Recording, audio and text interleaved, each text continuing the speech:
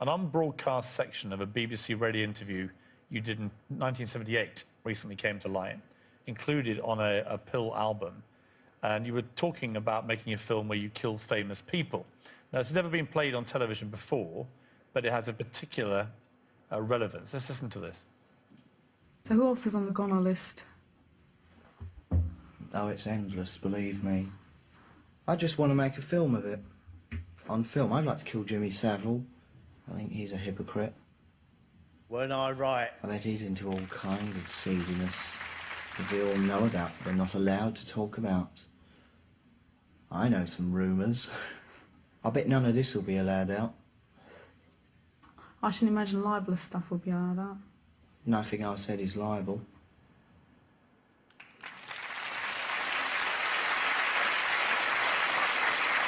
Sounds a bit harsh, doing death list there. Well, but actually... Sometimes you're contentious in life just because you're bored of that But put aside put aside the rhetoric you were using. The fact that in 1978, at the height of the Sex Pistols explosion, there you are saying about Jimmy Savile, he was into all kinds of seediness that we all knew about. We weren't allowed to talk about it. I know some rumours.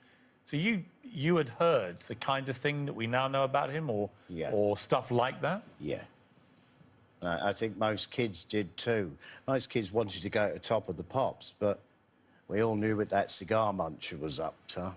But I'm very, very bitter that the likes of Savile and the rest of them were allowed to continue. Did you ever try and do anything about Savile? I did my bit. I said what I had to. Did they air that? No. It just got suppressed. Yeah. For legal reasons. Yeah. And did you meet? I found myself being banned from BBC Radio there for quite a while for my contentious behaviour. Because of that. But they wouldn't state this directly. There'd be other excuses. I mean, it's shocking. Oh yeah. He got away with it for another 30-odd years. Well, not only him, a whole bunch of them. And these are the purveyors of good taste, huh? You were too offensive. Brilliant, innit? Well, I'm still here, and the rest of them, what are still alive, nice bit of jail time for them. Jail time! I have to read this. The BBC has said it's appalled by Savile's crimes. For more than 40 years, Sir Jimmy Savile was a show business friend of the establishment. A friend of the rich and famous, even of prime ministers and royalty. He was celebrated for his charity work and famed for his TV programmes, most of them featuring children. But tonight, Exposure investigates allegations that away from the cameras, Sir Jimmy Savile was far from a genial eccentric. He stands accused of being a sexual predator, charged with at times preying on the very teenagers he invited to appear on his BBC TV shows. Jim didn't do kissing, he didn't do emotion or foreplay or anything. It was just basically what he wanted in and out, and that was it. He hadn't restrained himself just to my breast. He'd also had a good fumble around in my knickers. Looking back, I think, oh my God, he actually raped me. Now, for the first time, we explore the other side of Jimmy Savile.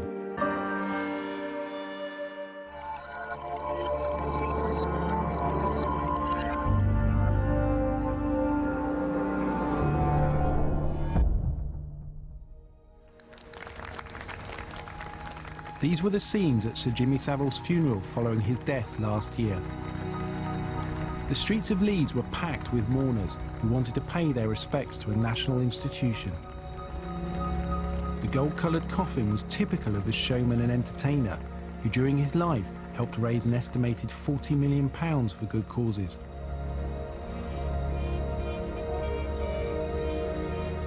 But we've discovered evidence of another Jimmy Savile, a man who mourners at his funeral would find almost impossible to recognise. While Savile was still alive, he was surrounded by gossip about his private life. In a BBC documentary with filmmaker Louis Theroux in 2000, he was asked specifically about speculation that he was a paedophile. So why do you say in interviews that you hate children when I've seen you with kids, and you clearly enjoy their company and you have a good rapport with them. Right. Obviously, I don't hate them. That's number one. So why would you say that, then? Because we live in a very funny world. And it's easy for me as a single man to say, I don't like children, because that puts a lot of salacious tabloid people off the hunt. Are you basically saying that so tabloids don't, you know, pursue this whole isn't he a paedophile line, basically? Yes. All right.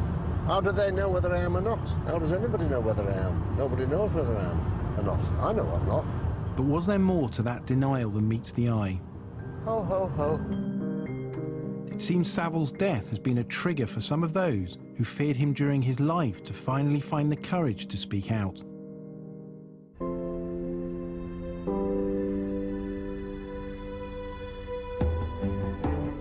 I'm Mark Williams-Thomas. I'm a child protection specialist. But for 12 years I served with Surrey Police. I started the investigation into music mogul Jonathan King. Back in 2001, he was jailed for 7 years for sexual offences committed against underage boys. Now, for almost a year, I've been investigating Savile. Back in 1978, he was at the height of his fame. He was also a regular presenter on Top of the Pops. And he was pulling in 15 million viewers on a Saturday night with Jim Will Fix It. In Leeds, he also had his own regional show, Jimmy Savile's Yorkshire Speakeasy. Each week, guests were invited into the studio to discuss a different subject. Sue Thompson was a newsroom assistant in BBC Leeds at the time. One day, Sue, then aged 23, says she was asked if she could help out on the Speakeasy show. On this occasion, the invited studio audience included children. I stayed behind to help, and I also set up the dressing room for Savile during the day. He wanted dandelion and burdock and cigars that he wanted, specific cigars, which I had to go into Leeds to get. And I believe there was a bunch of flowers in there as well. It was just a small dressing room which we set up. I went back down to the dressing room because I wanted to make sure it was either empty or whether it needed tidying up. And I recall it was a very short walk from the bar to the actual room, and I walked in. Didn't expect, actually, didn't really know whether anybody was going to be in there or what I would see. And I opened the door and I walked in, and Savile was sat in the chair with the right side of his body facing me. And there was a girl of about 14 with long brown hair, sat on his knee. He had his left arm up a skirt, and he was kissing her, but what I distinctly remember, and that's the image that sticks in my mind, was the fact, as I opened the door, he turned his head, and it was just his tongue that was just sort of coming out of her mouth that stuck in my mind. It was that image, so it wasn't just like a peck on the cheek that she jumped on his knee and sort of done it spontaneously. It was a definite sexual advance to this girl. And at the time, and thinking about it since, I think there was a certain element of shock and as to whether I'd actually seen what I saw. He made no particular reaction. He didn't jump up or try and stop me leaving the room or anything. And I was a bit disorientated afterwards. I remember closing the door, and then I went to find my colleague and told him what had happened, and he sort of laughed about it, really, and nothing else was really said. You were in no doubt of what you saw? Absolutely not. I've no doubt at all what I saw. And in actual fact, I can still see the girl's face and what she was wearing at the time. Just hours later, Sue says she and the rest of the team headed to the cinema for a night out. Savile, who was 51 at the time, was due to visit Leeds General Infirmary that night. But first, he too went to the cinema.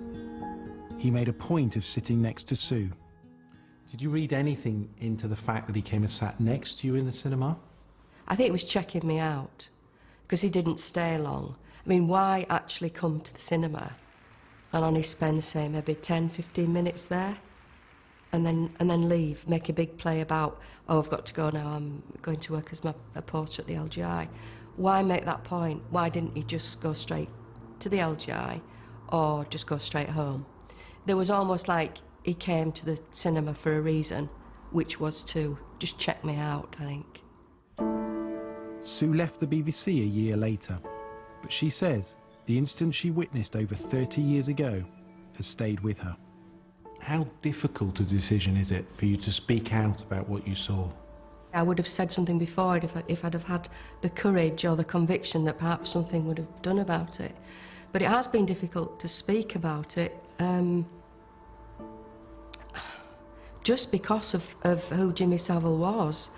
I don't think I ever saw him have any bad publicity, and I think that's the overriding thing. Everybody saw him as Sir Jimmy, the great charity worker, etc.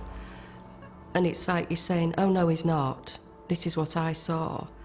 And it's a case of you're just one person in millions standing up and saying, actually, no. But it's that fear of people probably not believing you. We believe tapes of the Speakeasy programme from 1978 no longer exist. We haven't been able to access programme records and so have no way of identifying the girl. But Sue believes that the girl was around 14 and that she was sexually assaulted. My investigation would lead me to other people with similar stories to tell. I'm former detective Mark Williams-Thomas, and I'm investigating the other side of Jimmy Savile. One former BBC employee has already told me that she saw him sexually assault a girl in his dressing room, just minutes after the girl attended the recording of one of his shows.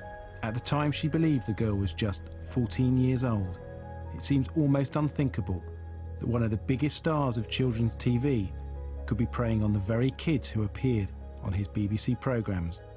But tales of Savile's behaviour towards young girls had their roots back in his early career. Back in the 50s, Savile started off running dance halls in the north of England. In 1958, he was spotted by Radio Luxembourg and signed up as its star DJ. Then in 1964, his larger-than-life personality was unleashed on the nation when he was asked to present the first edition of the new BBC programme, Top of the Pops. Welcome to January the 1st, 1964. It's 6:34 p.m. and it's a programme that you've never heard of before. It's called Top of the Pops, and there's the charts. Around the same time, he was also asked to appear on a BBC radio talk show called Teen Scene. Its producer was Wilfred Diath.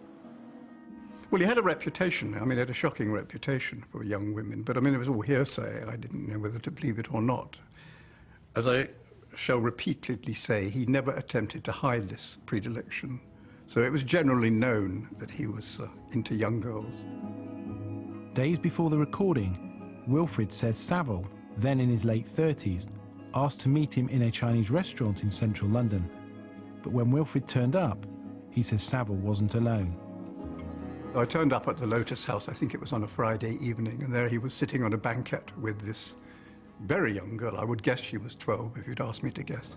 It could be that she was 13, 14, but I would have said 12.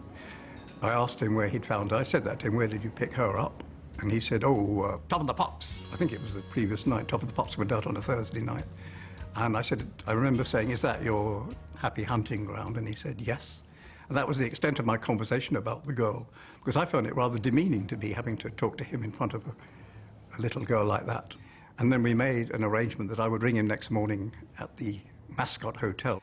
And next morning I rang him and he was obviously in bed with this young girl. In fact, he said he was in bed with her. And he asked me to talk to her, and I had to rather demean myself by saying hello. And she said, hello, Mr. Producer. And that was, you know, I refused to have any more. I didn't want to talk to her again. I talked to him. We discussed that he would come in on the Sunday night for the live transmission, and that was the extent of it. What made you think she was 12?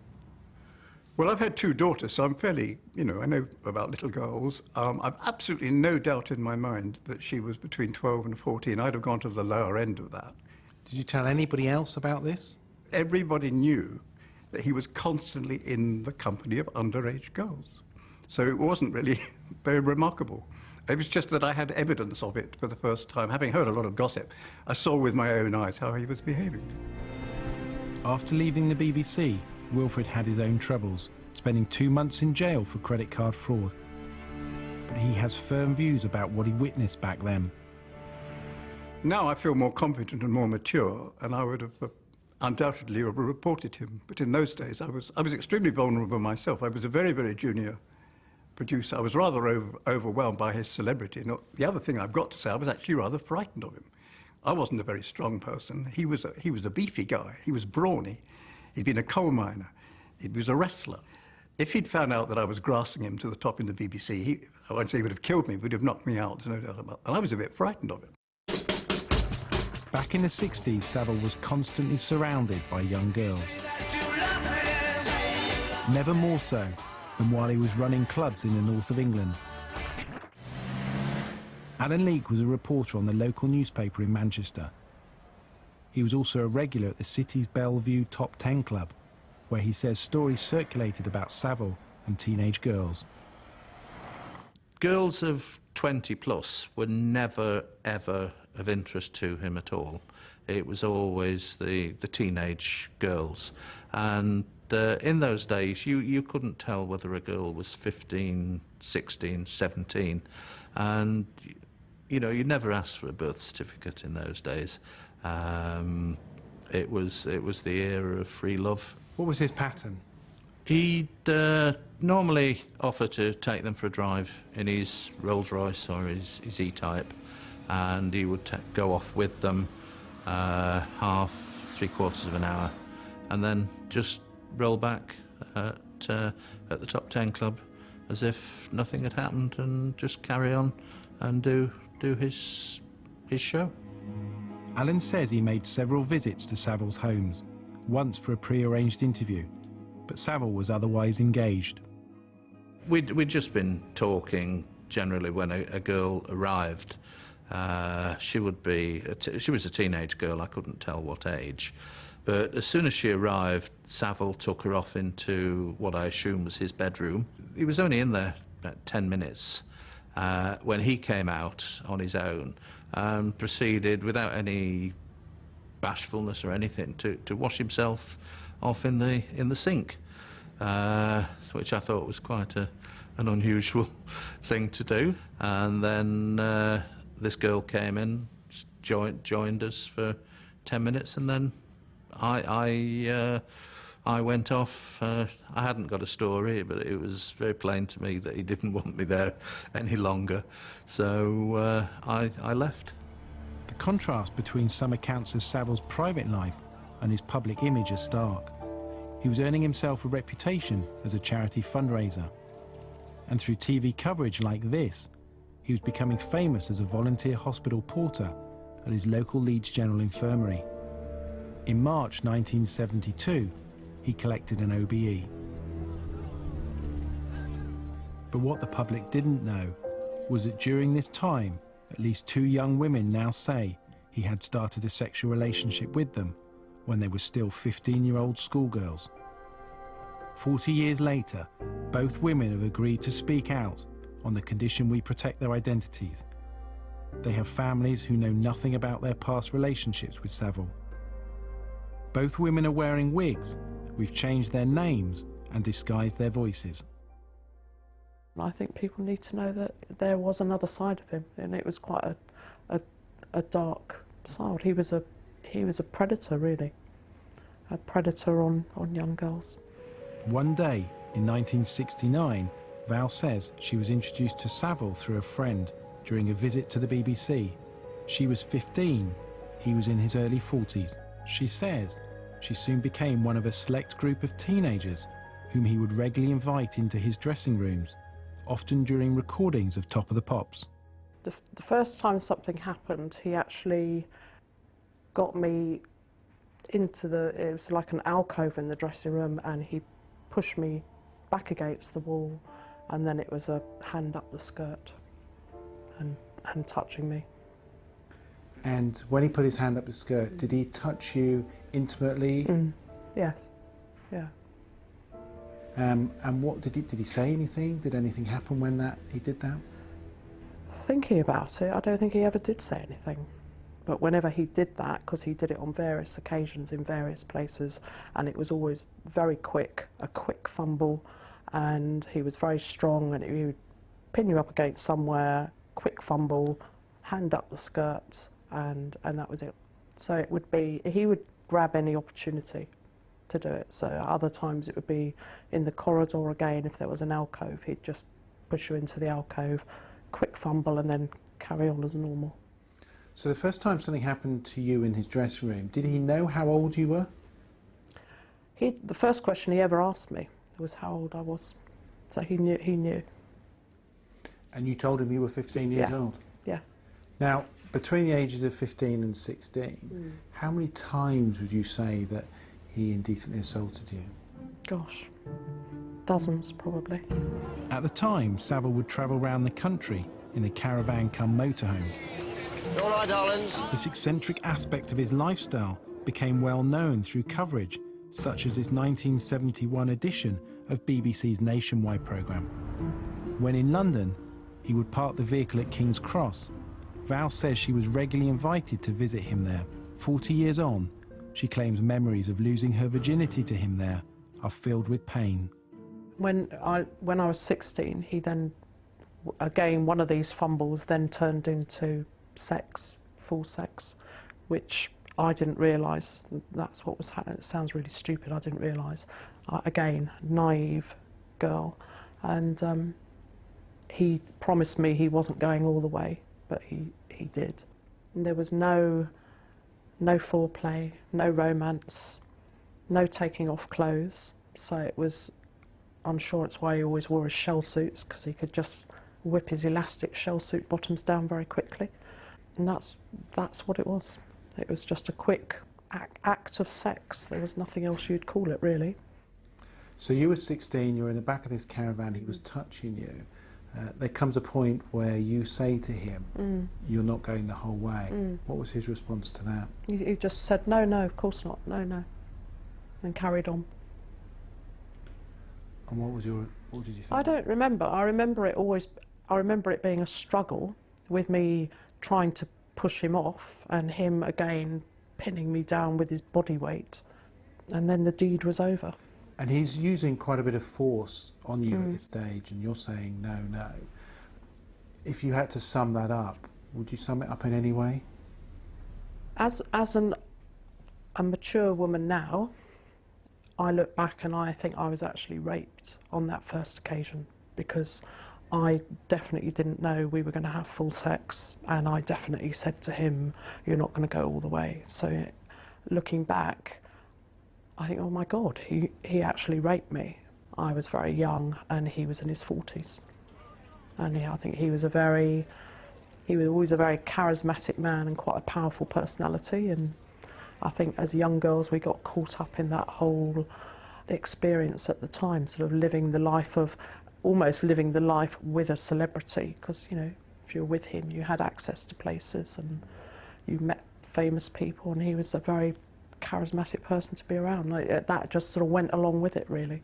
I never thought, it was only when I was much older I looked back and got more distressed by it as I got older. Around this period, Angie was part of the same group that used to hang around Savile, and says she too was having a sexual relationship with him. Today, she's a woman in her 50s. In 1968, when she says she met Savile, she was a naive 15-year-old girl. Angie says this is her with Savile during their first meeting outside the offices of Radio Luxembourg. Her image has been disguised to protect her identity. Just weeks later, according to Angie, she lost her virginity to the man more than 25 years her senior. It was in a London hotel. He invited me to come round. When I got there, it was a bit of chit-chat first of all. Before I knew it, he had me on the bed, and he was having sex with me. So you were 15 years old? I was. And he was having full sexual intercourse with you? Correct. Did he kiss you? Did he touch you anywhere else? No, Jim didn't do kissing. He didn't do emotion or foreplay or anything. It was just basically what he wanted, in and out, and that was it. And afterwards it was as though nothing had happened. And did he wear a condom? No, never. So there was no preparation to it? And No.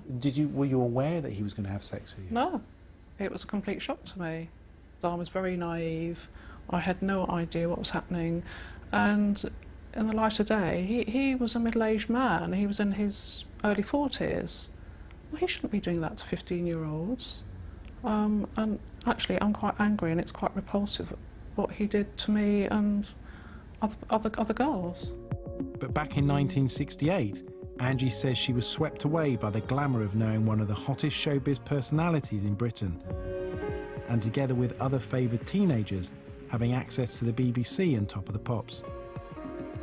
She says at just 15, she was having full sex with Savile in BBC dressing rooms. It happened on a number of occasions. On those occasions, there was no one else in the dressing room except for him and I, and there was like a little sort of couch, and he would have me lie down on it and just do the sex act really, really quickly, obviously before anyone else came into the dressing room. But it was very, very quick, very unemotional, and that was it. And that happened on a number of occasions, as well as the sort of pinning up on the wall and so on. But being a teenager, not understanding things, you do blame yourself, and there's just so many mixed emotions with this, but I've always been with full regret that it happened, and I wasn't able to do anything about it, and I didn't understand it either. I just feel that he just took huge advantages of me. Angie says Savile was at times menacing and controlling. In 1974, he gave her his autobiography, writing inside, "No escape," and signing it, "Her keeper." Both Angie and Val say their sexual relationships with Savile stopped when they reached their early 20s.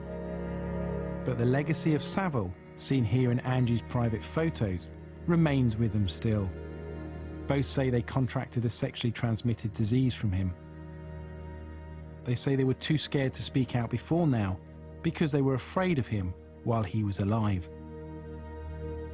There was always an air of, I don't know what you'd call it, not exactly menace, but there was always that air that he had power and that he had contacts and you wouldn't want to mess with him.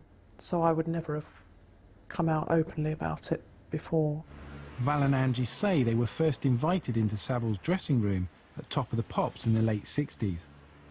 10 years later, 14-year-old singer Colleen Nolan had her own unpleasant experience with Savile on the show. She revealed what happened in a 2003 BBC documentary. I stood next to Jimmy Savile and I was 14 and he was all over me. Ladies and gentlemen, there are more Nolans than meet the eye. You know, it's a bit like, ooh, I don't think I like it. This is a Nolan here, but she's not old enough to join. But it's funny because then you know it's family, because I could see my sisters glaring at him like, you touch her and we'll kill you, and they would have. There is no suggestion Colleen was ever assaulted by Savile, but it is clear from the interview that she felt uncomfortable and that his behaviour towards her was inappropriate. At this stage of my investigation, I've met 3 witnesses who say they saw Savile with young girls. And I've met 2 women who say they were victims of sex assaults at the hands of Savile while still 15-year-old schoolgirls. But there was more to come.